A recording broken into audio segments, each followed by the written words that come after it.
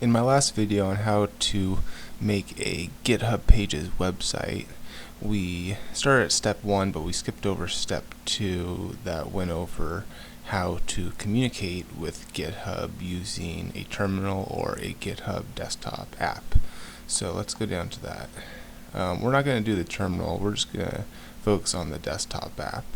Now, if you don't already have it installed, go ahead and click I don't know, and then it's going to give you an option, a little link down here, and we'll go ahead and open that in a new tab, and that's going to have a download link for you, and then there's the macOS download below that. Go ahead and download it.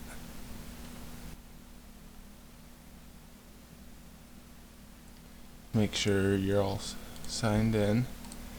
Go sign in. Once you're signed in, go ahead and open it in your text editor. I use Sublime Text Editor, and it should open up, and there's our website. Click index.html, and there's the page. Let's clean this up a little bit, make some simple changes.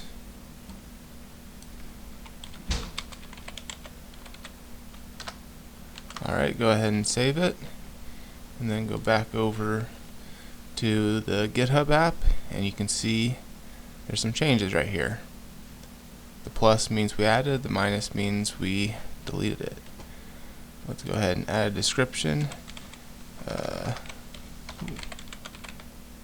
Update 1. Hit commit, and then we're going to hit push to origin. It's going to do some stuff up here. Alright, when that's all done, alright, now we can go back to our browser and go to our website. And I'm going to go ahead and refresh this, and we can see the update went through. From here, let's go over to our GitHub repo, and I'm going to refresh this. Don't worry about all these. These are just for me making changes during video edits. And let's go to the HTML page, index.html. And you can see the changes right there. Yeah, you can see how this is very useful. In the next video, I'm going to show you how to set up a development environment. That way you can test the site before loading it to GitHub itself, so you can test any changes. Alright, see you next time.